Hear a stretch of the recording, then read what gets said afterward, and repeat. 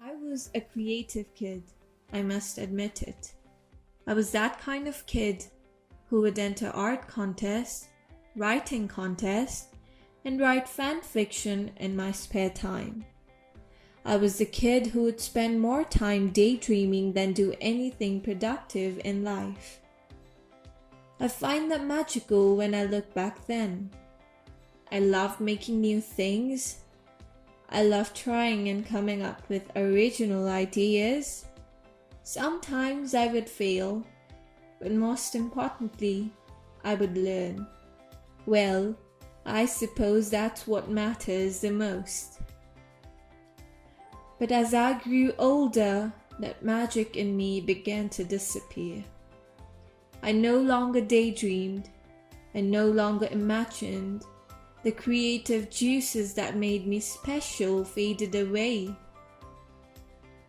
I was turning ordinary, just as a jaundice patient turns pale. Growing up into an adult was depriving me of my vitamins of knowledge. It's not that big, as life comes with a full package of mess, and sometimes with extras as well. One thing will lead to another. You will have your school to complicate your life even more.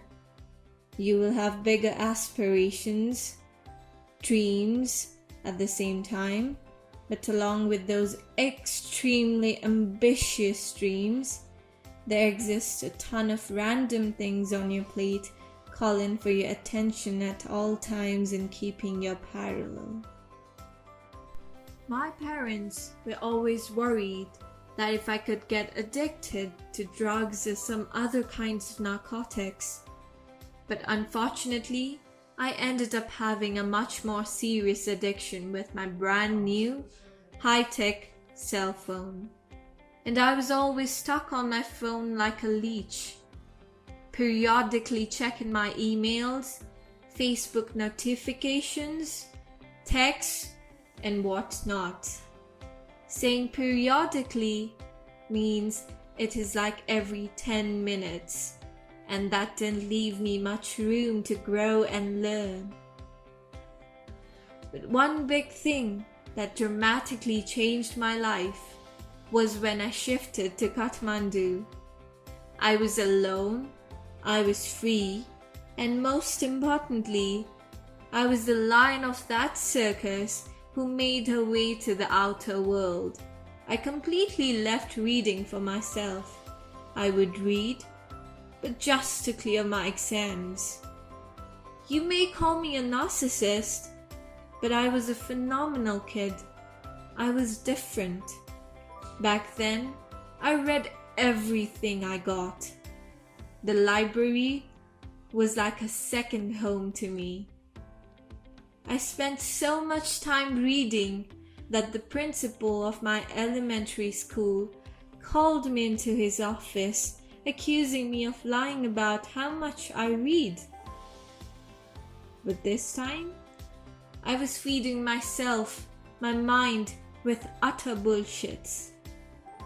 I was not creative, rather, I was dull. Coming back home, seeing all those trophies I had won during my school days took me back to my childhood. I was all this nostalgic, and that turned the whole chapter of my life. I don't know if that directly influenced my ability to learn, to read again, but it sure felt like it. Today, I read a lot more.